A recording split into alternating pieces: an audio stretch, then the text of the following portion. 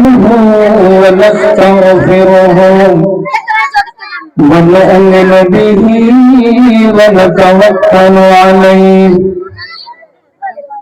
ونعوذ بالله من شرور أنفسنا ومن سيئات أعمالنا من يهدي الله فلا مضل له ومن يضلله فلا هادي له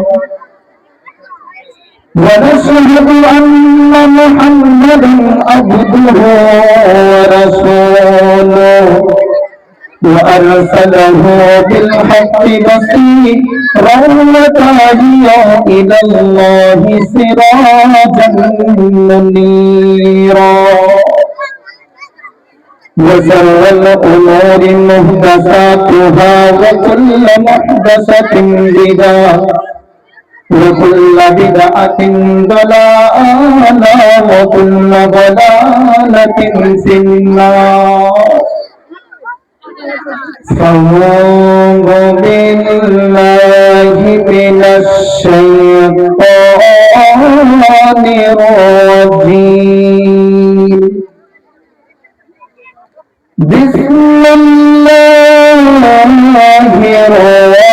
الرحمن الرحيم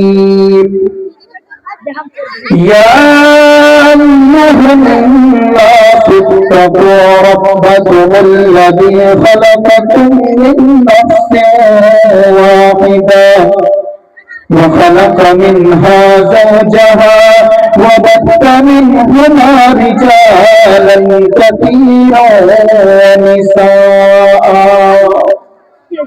واتقوا الله الذي تساءلون به والأرحام إن الله كان عليكم رقيبا يصلح لكم أعمالكم ويغفر لكم ذنوبكم ومن يطع الله ورسوله فقد فاز فوزا عظيما وقال الله تعالى في موضع آخر إن المسلمين والمسلمات والمؤمنين والمؤمنات والقانتين والقانتات وقال النبي صلى الله عليه وسلم قال الحياء شعبة من الإيمان কার ভরসা ছড়ে মন কিসের করলাসা কার ভরসা ছড়ে মন কিসের করলাসা যত সারে বাড়ি গাড়ি ভেঙে যাবে বাসা তোমার গহনাদের ফড়িয়া যাবে যেই গহনা দেবে ভাতি ওই যে দেখো ডাকিতেছে তুমি কবরের মাটি ওই যে দেখো ডাকিতেছে তুমি কবরের মাটি সন্ধ্যার আগে যেদিন ডুবিবে ভেলা দুই পলকে ভেঙে যাবে তোর রঙের মেলা সন্ধ্যার আগে যেদিন ডুবিবে ভেলা দুই পলকে ভেঙে যাবে তোর রঙের মেলা কার জেলে ধরবে তার মাথায় ভাঙবালাটি ওই যে দেখো ডাকিতেছে তুমি কবরের মাটি ওই যে দেখো ডাকিতেছে তুমি কবরের মাটি খবর পাইয়া আসবে আত্মীয় সহজন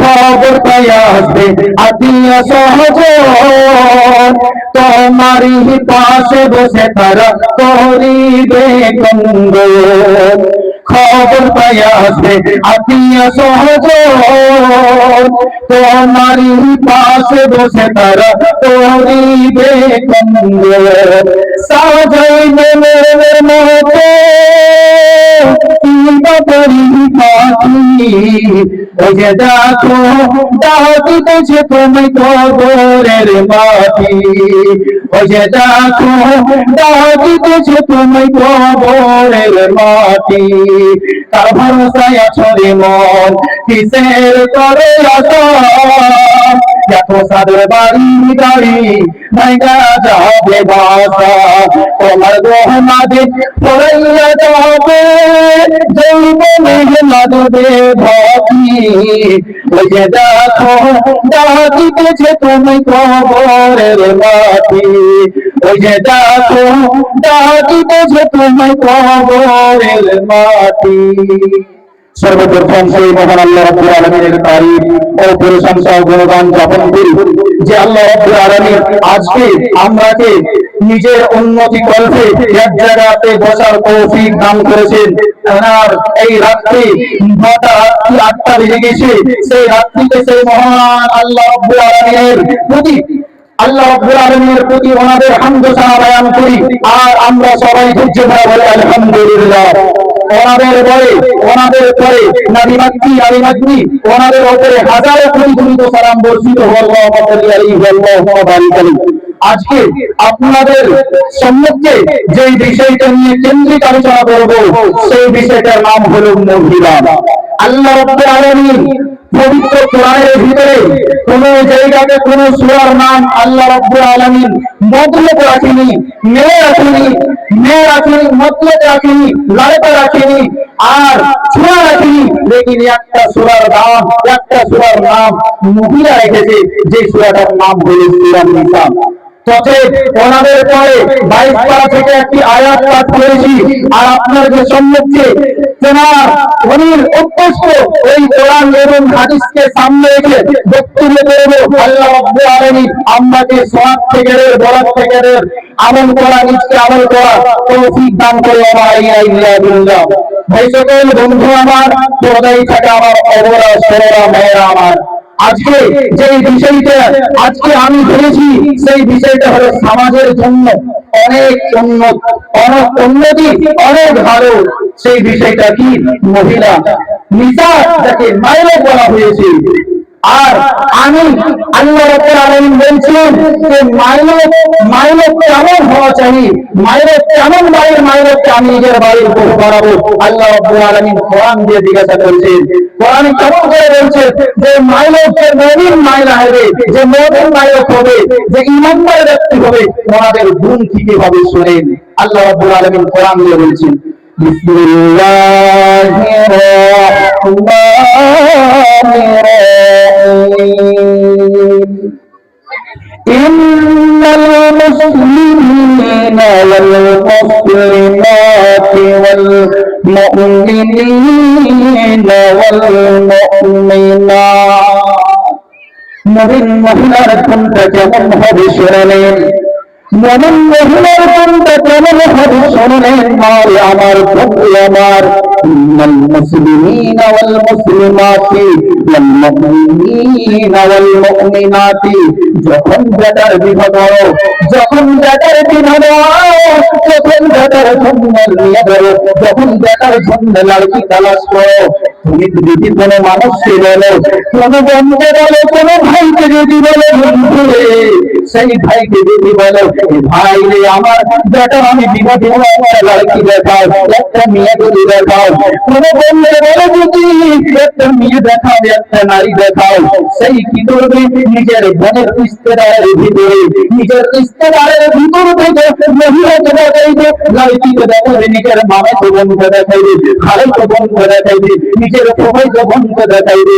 অনেক রিশতা আছে, নিজের খালাকে দেখাবে, নিজের ফুফুকে দেখাবে, করে কোরআন বলছে, এই হতভাগা মানুষ, এই মহিলার ছেলেরা, এই মুমিন মহিলা মানুষেরা, এই মুমিন বান্দারা শুনে নাও, তুমি যখন বেটার বিবাহ দাও তখন কোরআনকে বলো, কোরআন রে আমাকে একটা মেয়ে খুঁজে দাও, একটা নারী খুঁজে দাও, এই নারীর গুণটা কোরআন একটা করে দিবে, নারীর ভিতরে এই কোরআন বলবে, এই মানুষ রে, এই হতভাগা মানুষ, এই চিলমারা গ্রামের মামুনেরা শুনে নেন, কোরআন বলবে আমি নিজের মামাতো বোনকে দেখাবো না, আমি নিজের খালাতো বোনকে দেখাবো না, আমি নিজের চাচাতো বোনকে দেখাবো না, আমি নিজের করে মানুষকে দেখাবো না, আমি কি দেখাবো শুনবেন।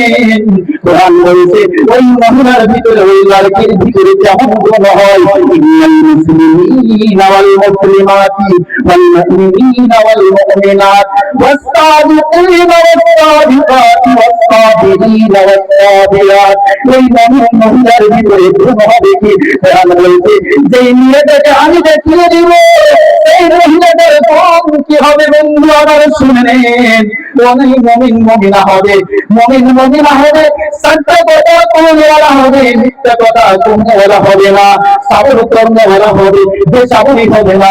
আজকের ডেটে আমি এইরকম নারীকে নিজের বউ বানাই না, বেসাবরি নারীকে নিজের বাড়ির বউ বানিয়ে নি, যখনই বউ বানিয়ে নিয়ে আসি বন্ধুরে, তখন আমার বাড়িতে ফুটফুট করে ঝগড়া চলতে শুরু করেছে, ফুটফুট করে ঝগড়া চলতে শুরু করেছে। শুধু তাই নয়, আজকের ডেটে আমার বাড়ির বউ, ওনার ঈমান নয়, ওনার ভিতরে কোনো জ্ঞান নাই। والصادقين والصادقات والصابرين والصابرات والحافظين والحافظات والفروج।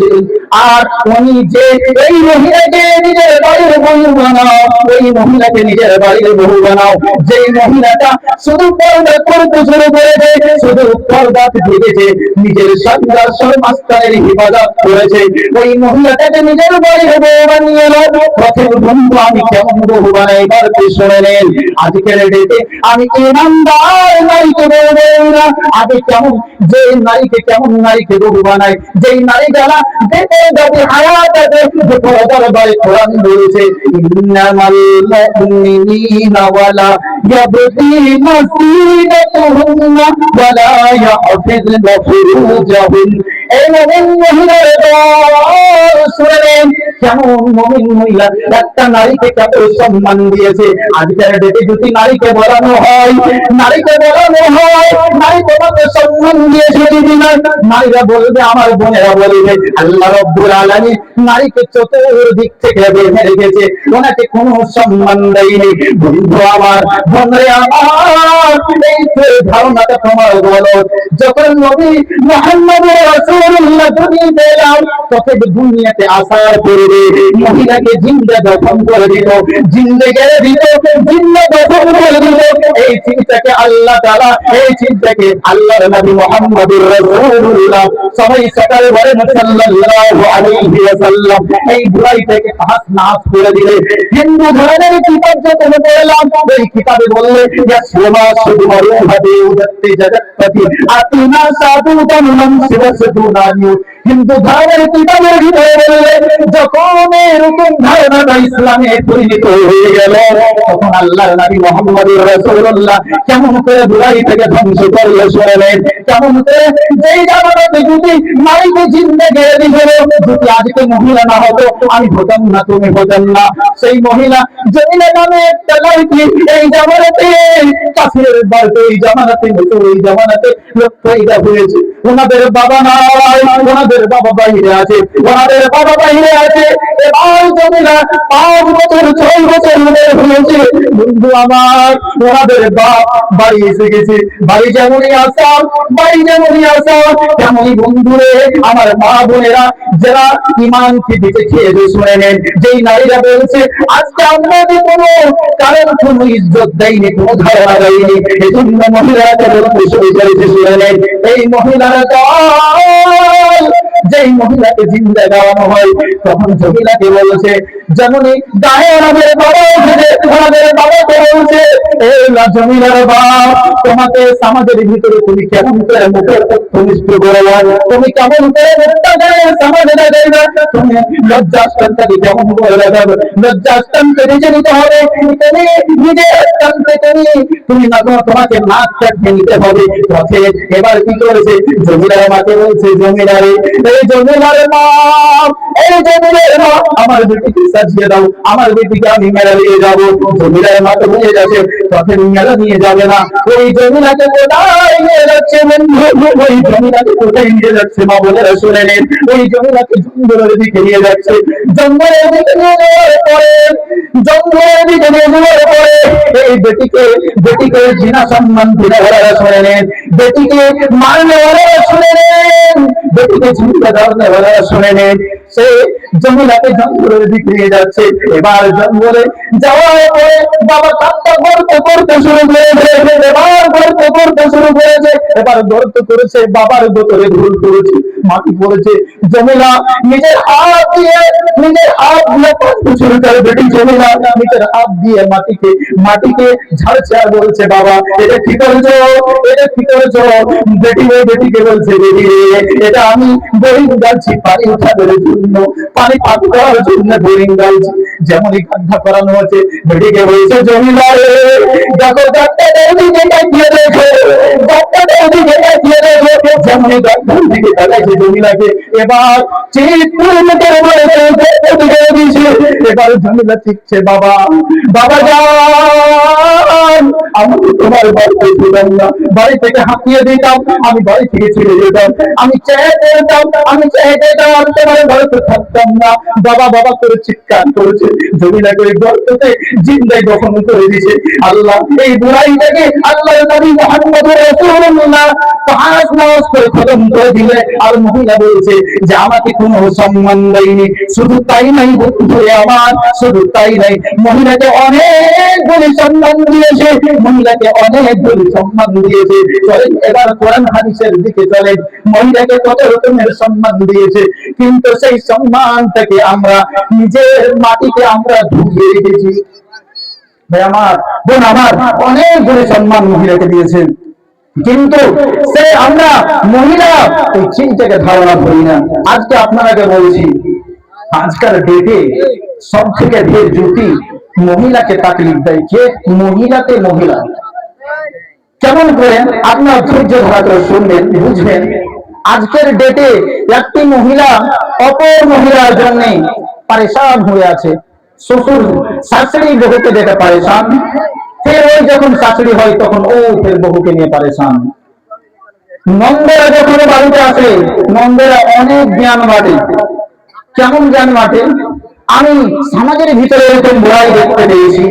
কেমন জ্ঞান বাটে, যখন মার বাড়ি যায়, বেটি যখন মার বাড়ি যায়, সব থেকে পরে একটা ধৈর্য ধরাটা একটা কথা বলছি, আপনাকে জিজ্ঞাসা করছি কথাটা সত্য কি সত্য নয়। এই জায়গাতে অনেক মহিলা বসে আছে, আপনাকে জিজ্ঞাসা করছি, আপনার একটা বেটির বিয়ে দিয়েছো, একটা বেটার, দুইজনের বিয়ে একসঙ্গে হয়েছে, দুইজনের বিয়ে একসঙ্গে হয়েছে, 10 দিন 15 দিন মাহিনা দিন হয়েছে। তো যাওই এবার বেটির বাড়ি, আমি মার বাড়ি, যাওই শ্বশুর